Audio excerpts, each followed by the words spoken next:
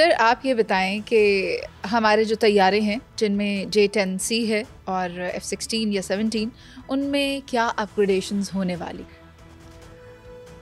वो तो अभी काफ़ी ज़्यादा हिंदुस्तान भी क्यूरियस होगा हमसे जानने में और ज़ाहिर है, लेकिन ये मैं आपको सिर्फ इतना बता सकता हूँ। डिटेल्स अभी मुश्किल इसलिए है कि वो फिर पर्चा आउट हो जाता है, जिसको कहते हैं ना बचपन में, तो वो मुश्किल है। बिकॉज ऑफ कॉन्फिडेंशियलिटी सारा नहीं मैं बता सकूँ, लेकिन हम चाहते हैं कि जो हमारे पास F-16 है, जो इस वक्त पाक फ़िज़ाइया चाहती है कि हमारे पास उसकी रेंज 60-70 किलोमीटर है इस वक्त, जो हमारा राफेल के मुकाबले में हाफ है जो हमारे मिसाइल की रेंज है, बियॉन्ड विजुअल रेंज जो F-16 पर लगा है। राफेल के मामले में भी इनसे यही गलती हो गई थी जिसकी वजह से ये मारे गए थे कि पाकिस्तान के पास रेंज कम हाँ है। जी, रेंज कम वाली और वो है। भी कोई 50 किलोमीटर की रेंज थी जी, 150 वो समझ रहे थे, हमारे पास 1.5 है लेकिन हमारा 50 ऊपर का था। तो अभी हमारी F-16 की माइनस थी, जिसकी वजह से F-16 था हवा में रात को, उस रात को उड़ रहे थे, लेकिन क्योंकि उनकी रेंज राफेल से हाफ थी तो उसको अपॉर्चुनिटी नहीं मिली आइडियल के वो शूट कर सके। वो जो आपका सवाल है कि AMRAAM advance medium air to air missile जो होते हैं वो इस पर लगते हैं अमेरिकन, और सिर्फ अमेरिकन ही लग सकते हैं। उसमें A, B और D होता है। हम D लेना चाहते हैं जो लेटेस्ट है, ज़ाहिर है उसकी तकरीबन 150 किलोमीटर रेंज है। नो नो नो, चाइना का लग ही नहीं सकता, ये अमेरिकन F-16 है ना, तो F-16 जो अमेरिकन जहाज़ है तो अमेरिकन मिसाइल ही लग सकते हैं इसको। ये आमतौर पर कंपनियां बड़ी इसमें रखती हैं, स्ट्रिक्टली गार्डेड, सारे एक कॉन्फिडेंशियलिटी रखती हैं। वो जो एक दफ़ा आपने पूछा था कि ये इंडिया के पास कोड नहीं थे, तो मैंने एक्सप्लेन करने की कोशिश की थी, कोड नहीं होते, वो अपग्रेडेशन वाला होता है। तो हमें F-16 के ऊपर मिसाइल अमेरिकन ही लेने पड़ेंगे। एक ऑप्शन हम लुक फॉरवर्ड करेंगे, अमेरिका हमें दे देगा, फिर कहेगा भारत पे ना चलाना। हाँ बोले, लेकिन ऐसा हमने कोई वादा नहीं किया। वो मिसपरसेप्शन लोगों की होती है, दूर कर दे। हमने कोई बॉन्ड ऐसा नहीं भरा हुआ, अच्छा, ना कोई ये पाकिस्तान और अमेरिका के दरमियान ऐसा कोई मुआहदा नहीं है? एब्सोल्युटली। सर जब F-16 लिए थे तब भी ऐसा कोई मुआहदा नहीं था कि आपने इंडिया के अगेंस्ट नहीं इस्तेमाल करने? ये आज का नहीं है। प्रेसिडेंट अयूब खान 1960s में हमें F-86 जहाज़ मिले थे जो 65 और 71 की जंग में लड़े थे। तो किसी ने अमेरिका से जब जहाज़ आए या आने वाले थे तो प्रेसिडेंट अयूब खान से किसी ने पूछा था, वो भी फील्ड मार्शल थे, उनसे पूछा था कि सुना है आपने मुआहदा किया है कि आप हिंदुस्तान पर नहीं चला सकते, उनके खिलाफ ये जहाज़ नहीं उड़ा सकते। तो उन्होंने एक बड़ा अच्छा जवाब दिया था, मैं आज भी कर देता हूँ। उन्होंने कहा, अगर इंग्लिश में कहा था, मैं उर्दू में कोशिश करूँ, उन्होंने कहा अमेरिका ने भी अटैक किया तो ये जहाज़ हम अमेरिका के खिलाफ इस्तेमाल करेंगे। ये नहीं कि हमारी, और मैं आपके व्यूअर्स को क्लियर करता हूँ, हमारी कोई, आपने मुझे भी क्लियर किया है, कोई कॉन्ट्रैक्चुअल एग्रीमेंट नहीं है हमारा कि हम कहीं नहीं इस्तेमाल करेंगे। अभी उड़ रहे थे। ये तो बहुत बड़ी गलत परसेप्शन पाई जा रही है, हर कोई यही कह रहा है। जी जी, मुझे भी बहुत सारे पूछते हैं, सीनियर जर्नलिस्ट तक पूछते हैं, वो बड़े हैरान होते हैं। और मैं जब क्लियर करता हूँ, आज भी अगर खुदा न खास्ता हमारी जंग होती है और F-16 की काबिलियत है, और अगर हमने मिसाइल अपग्रेड कर ली हुई, F-16 अल्हम्दुलिल्लाह शामिल होगा। अगर कभी पाकिस्तान ने F-35 भी ले ली अमेरिका से, तो उसका भी यही मुआहिदा होगा कि जहाँ मर्जी चलाएं, आपकी मर्जी? नहीं मुनीज़े, ये अमेरिका ऐसी चीज़ें इस तरह देता नहीं है। ये देखिए, इजिप्ट को उसने F-16 दिए हुए हैं 200, हमारे पास 75 है सिर्फ। इजिप्ट का 200 F-16 है। जो रेंज इजराइल को दी है उसने, जो मिसाइल दिए हैं, वो जो मैं AMRAAM D कह रहा था, उनको 150 किलोमीटर वाला दिया हुआ है, और इन 200 जहाज़ों पे 60-70 से ऊपर वाला कोई मिसाइल नहीं है। तो फिर अब अमेरिका F-35 सऊदी अरब को देने में इंटरेस्टेड क्यों है? मेरा ख्याल है जब अनफोल्ड होगा तो हम एक और पॉडकास्ट करेंगे, और करना चाहिए, मेरी रिक्वेस्ट पे कर लीजिएगा। वो इसलिए कर लेंगे कि वो देगा नहीं वो सारा कुछ जो स्टेट ऑफ द आर्ट होता है। अमेरिका रिस्ट्रिक्ट करके एक्सपोर्ट वर्जन से भी लोअर कैटेगरी देता है, ख़ास तौर पे अगर अरब मुल्कों का हो केस, और अरब मुल्कों का लाइकली इंगेजमेंट इजराइल के साथ होनी होती है। सारे मिडल ईस्ट के जो मुल्क हैं उनको वो मिसाइल नहीं दिए हुए जितने उसने इजराइल को दिए हुए हैं। सऊदी अरब के पास F-15 है, उसकी रेंज 100 किलोमीटर से ज़्यादा नहीं है, और जबकि उसके जहाज़ों की 150-200 के करीब है। यानी उसने हमेशा इजराइल को एक्सपोर्ट वर्जन वाला फार्मूला नहीं लगाया या पाबंदी नहीं लगाई, इन मुल्कों पर लगाई है।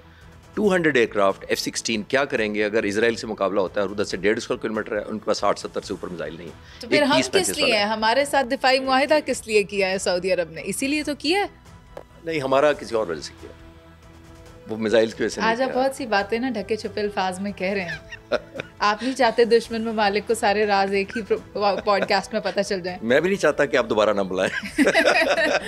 अच्छा, मैं चाहता हूँ बुलाती रहे, ताकि एक दिन बताया तो आपने कहना बस ठीक है, आपने सब बता दिया, आप नहीं बुलाया। हुआ ये सऊदी अरब से क्या है, देखिए कतर पे हमला हुआ, कतर के पास क्या नहीं है। इंडिया का $85 बिलियन बजट है, हमारा $9 बिलियन है। आपको पता है कतर का कितना है?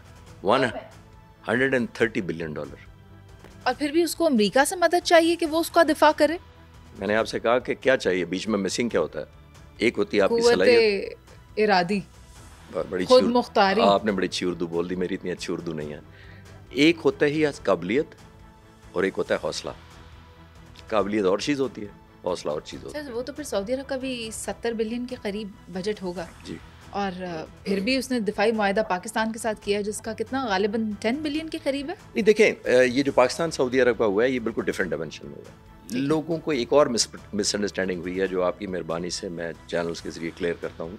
लोग ये समझते हैं कि खुदा ना खासा जिस दिन पाकिस्तान पे हमला हुआ तो उनके F-15 हवा में होंगे, आ रहे होंगे, 35 F-35 जब आ गया तो अगर उन पर हमला हुआ तो J-17 थंडर, J-10 रस्ते में होंगे। ऐसा नहीं होता। सिर्फ इतना ही नहीं, एटम बॉम्ब की भी बात है। एटम अपनी जगह, अच्छा। उसकी तो बात की तो वो अपनी जगह, आपका चैनल नहीं चलेगा, अपनी जगह, आपका इंटरव्यू नहीं चलेगा इतना। आपने पीस टाइम में बिल्ड करनी होती है कैपेसिटी, अमन के ज़माने में करनी होती है। ये नहीं होता कि जब जंग विसल बजेगी जंग की तो आप कहेंगे ले आओ जी J-10 ले आओ।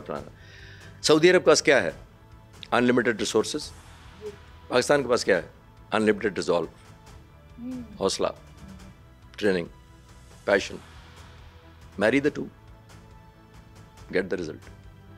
पीस टाइम में ये गलत परसेप्शन है कि हमें वो उस वक्त हम जाएंगे जब। सर हमने इन दोनों की शादी करवा दी थी और एक फौज भी बनाई थी राहील शरीफ साहब की क़यादत में।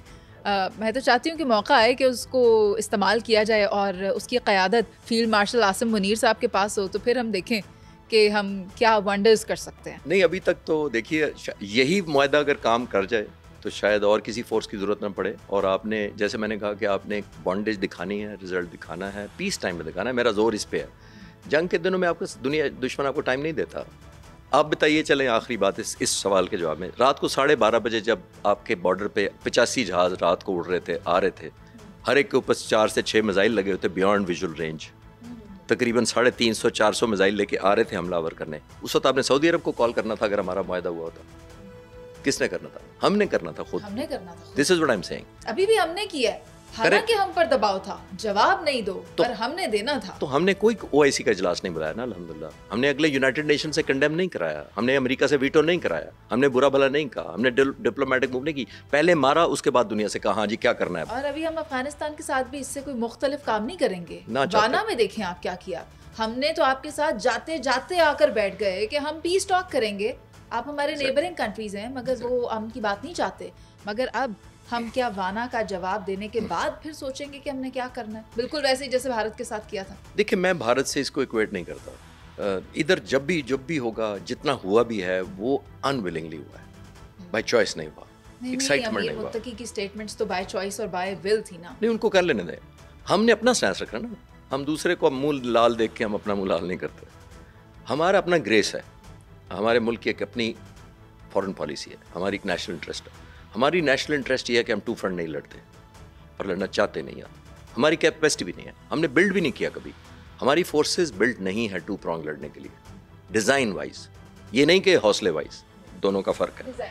डिज़ाइन वाइज नहीं करते कि डिज़ाइन होता है ना कि हमारी ये फौज इधर है, इतनी कोरें उधर लगेंगी, इतने फाइटर जहाज़ यहाँ हैं, इतने फाइटर जहाज़ उधर। नो, एम्प्लॉय होगा। और अभी भी मैं कह रहा हूँ कि अभी हमने जो किया है बाय अनविलिंगनेस किया है,